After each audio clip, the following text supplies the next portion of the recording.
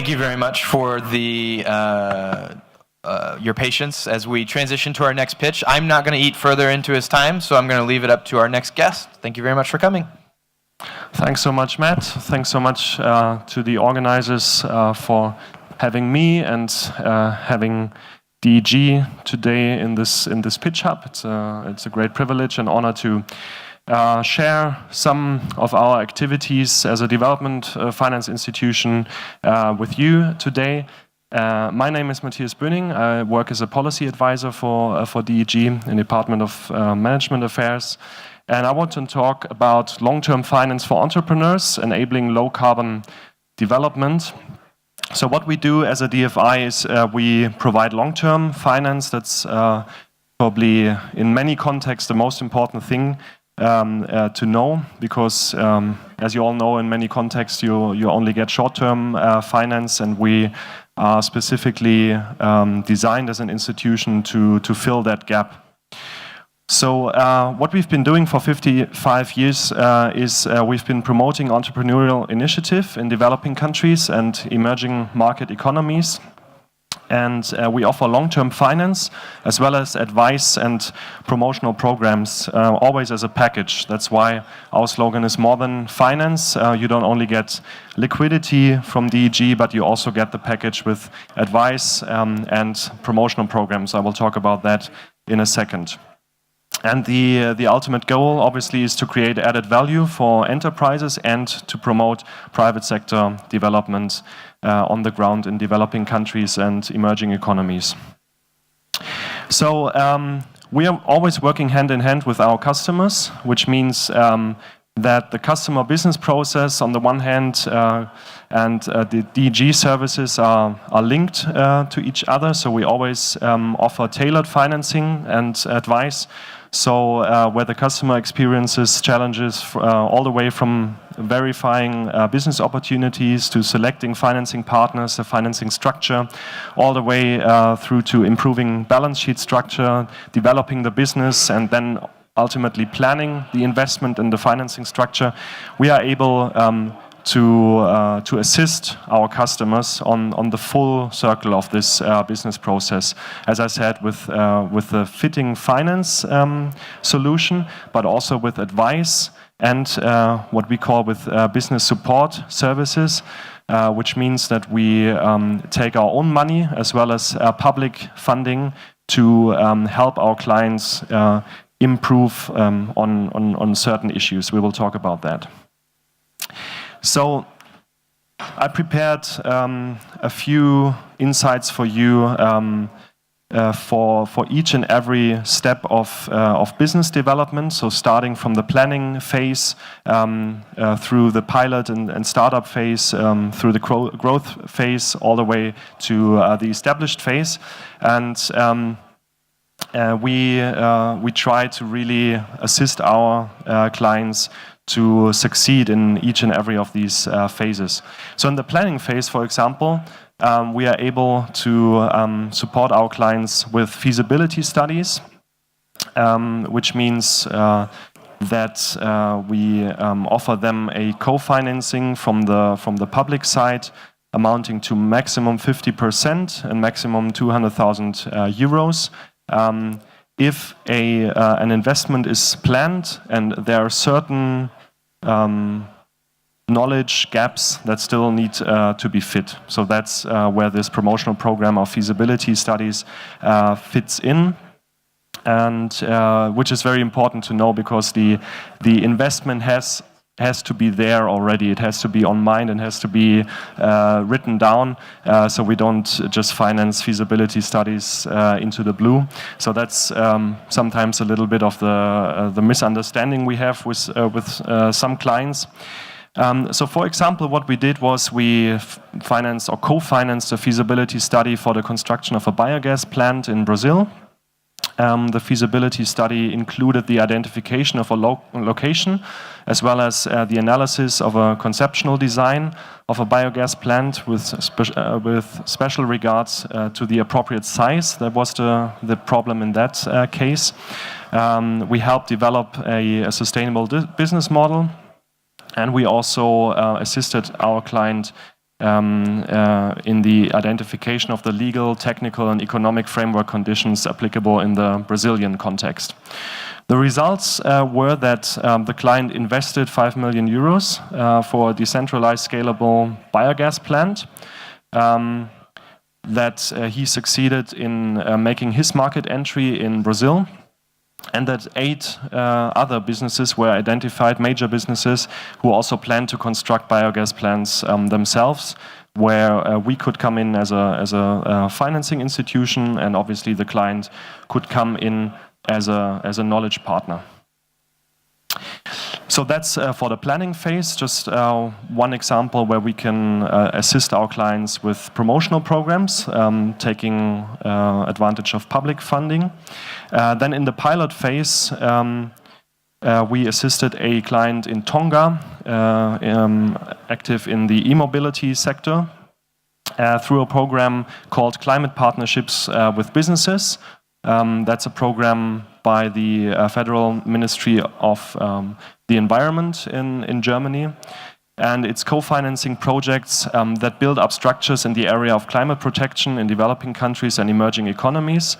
And we implement that promotional program. So it targets projects with model character for innovative technologies. It supports the private sector in protecting the climate. And the target group is not only European companies, but also local companies. So it's also applicable to the local context. And the way it works is the same with the feasibility studies. We can make a contribution of up to 50% and up to 200,000 euros of the total amount. And the implementation areas are demonstration and pilot plans for renewable energies, projects to increase energy efficiency, and the introduction and distribution of innovative climate protection technologies. In the growth phase, we also have our own program, which is called upscaling. And the upscaling program targets young SME in developing countries and emerging economies, with a specific focus on Eastern Africa and India. And the way it works, and this is really our own money now as DEG, the way it works is that we hand out a repayable grant of up to 500,000 euros or US dollars, which can be maximum 50% of total investment. And before the agreement on the financing, key performance indicators are defined between DEG and the client.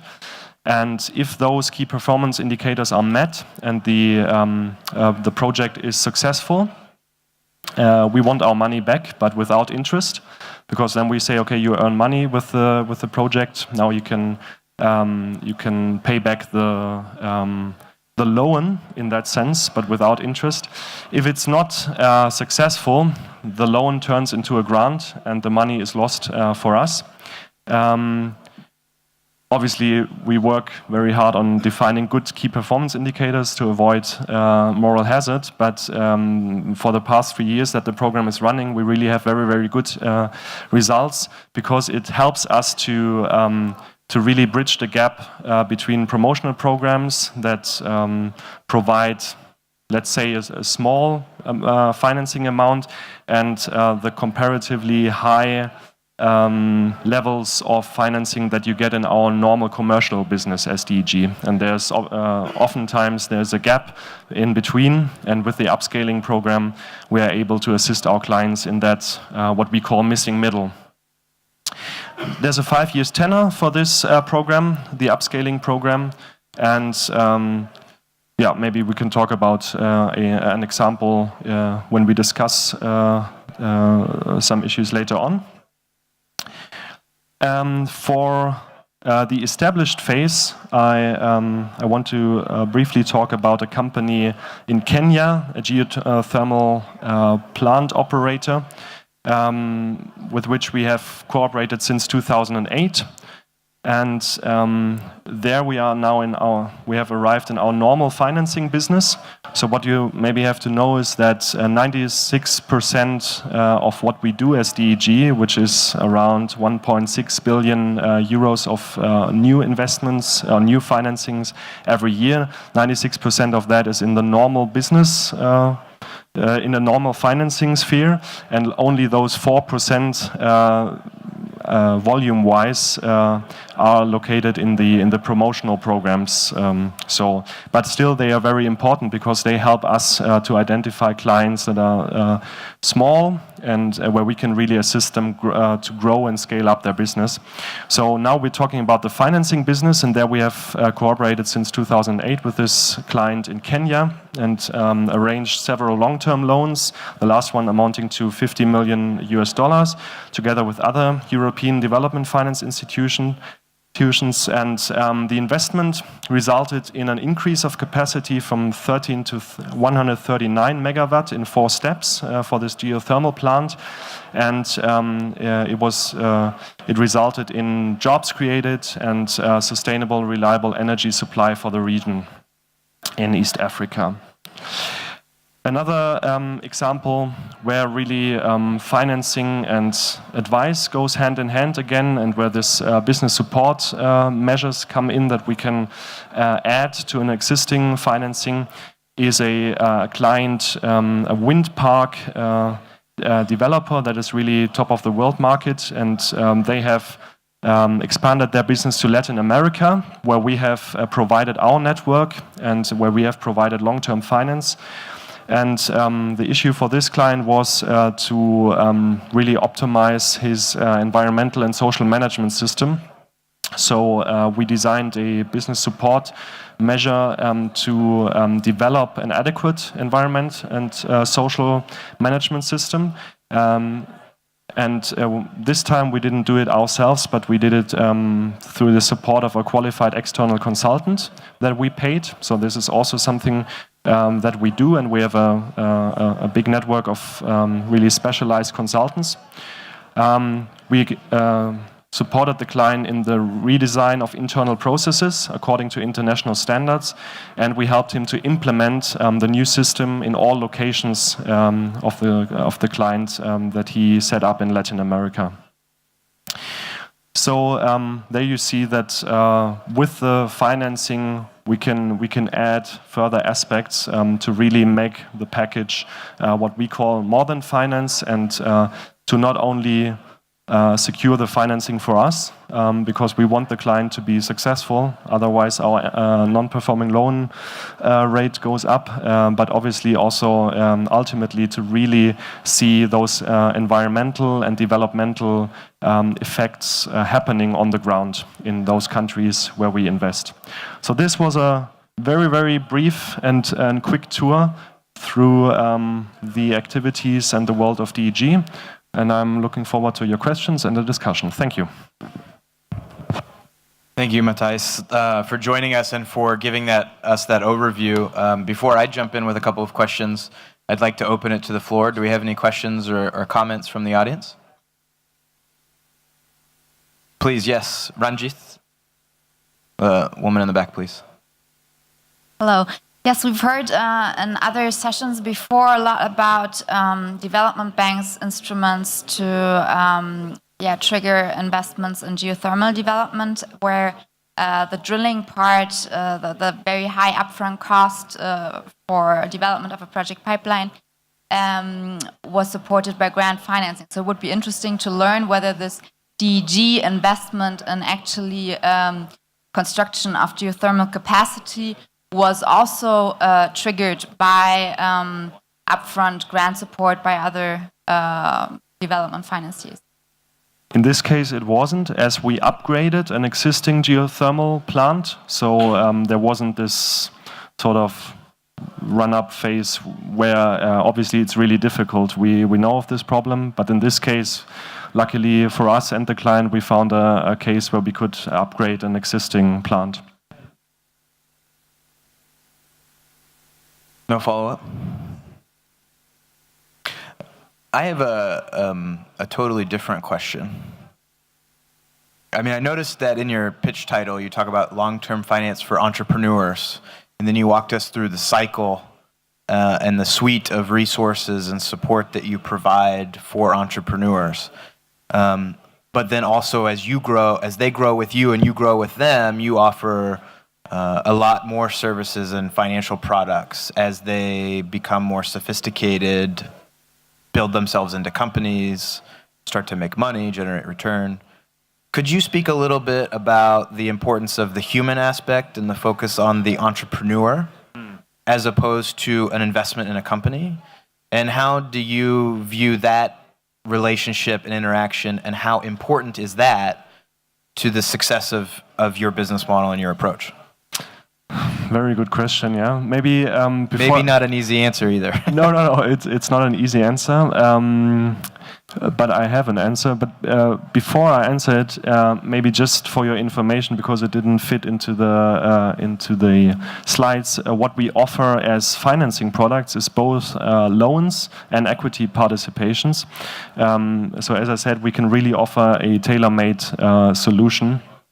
And I'm approaching the human aspect question, because when we talk about equity participations, what is the reason why we do that? Not only because it's an interesting financing opportunity, but also because we see that sometimes it is necessary to really sit on a board of a company and be able to exceed good influence, although we always take the minority share. That's important to know. So we always take below 25%, but still we can sort of contribute to board discussions. And what we've seen when we did a big evaluation of our client portfolio a few years back is that in the end, what were the reasons why some of the companies fell into NPL with us? In many cases, it was governance questions. Yeah? So there we see the human aspect. So the people behind how they structure their company, how they run their business from a governance perspective. So which triggered us to strengthen our services on that governance issue, and also put us in a position to offer business support services that target governance questions. So we have consultants within DEG that we can really send to the customer and develop an action plan over 6 months, over 12 months that targets governance issues. And for us, the human aspect is very important. We are very close to our customers. We have a close relationship. We monitor each and every project every year, and we invite our customers to come to Cologne, to our headquarters, and we visit them in their projects and so on. So it's very important. And when we start with those on a small scale, especially with the upscaling program, we really see that in the end, it's the personal relationship also that is key to the later success. And I appreciate that early intervention. I came from the private sector. I was a young, dumb entrepreneur early in my life, in my professional career, and I sit and hear you speak about your services now, and I think, well, I wish that I could have known about you guys 10 years ago, 15 years ago. So I think that having that early stage engagement and helping to grow with an entrepreneur who has a promising idea and just needs the support and help is an important one. And particularly as you grow through the friends and family stages and your angel stages, and then you reach that really difficult point where you maybe have a proof of concept, but you're not quite ready to get to a larger, more structured financial round. And having that ability to help entrepreneurs throughout that entire process is really helpful. How do you go about finding promising entrepreneurs and ideas and projects? How important is being proactive to you versus saying, we have over €1 billion in investments or money going out the door every year, and people just come to you? I mean, how proactive are you? Where do you look for? What are you looking for now? What do you think is next for you on the horizon? Well, we have 13 local offices. So the headquarters is in Cologne, here in Germany, and then 13 local offices that are really well connected in the region. So, for example, the Nairobi office, which is very, very dynamic because it's a dynamic region. They are also looking into deals in Uganda and Ethiopia and so on, Rwanda even. So. There we have a local presence, and obviously we try to be present at each and every interesting conference and things like this today. But to be honest, because of our programs, both the promotional programs, then our own program of upscaling, and also the later financing opportunities, we actually have the problem that we have too many people who are interested in finding these or getting funding through these projects. And we managed very well for the past 1 or 2 years to adapt our communication in order to really attract those deals that are really interesting for us and to manage expectations a little bit. Yeah. I think that's a good problem to have, right? We only have a couple of minutes left. Do we have any other questions from the audience? So what's next for you? What's the vision for your institution? Or is it just in the next 5-10 years, kind of medium, long term? Or is it just keep doing what you're doing because it's working?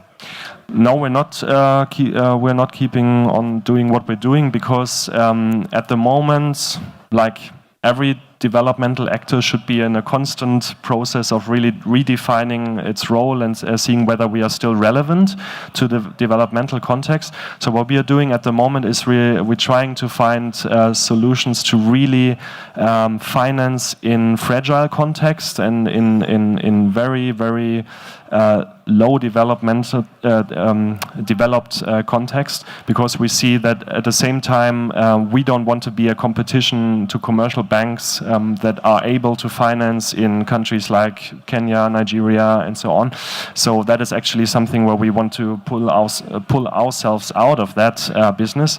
And so what we're trying to do at the moment is to find solutions for us as an institution to manage the risk that comes by moving into those very, very complex and difficult contexts.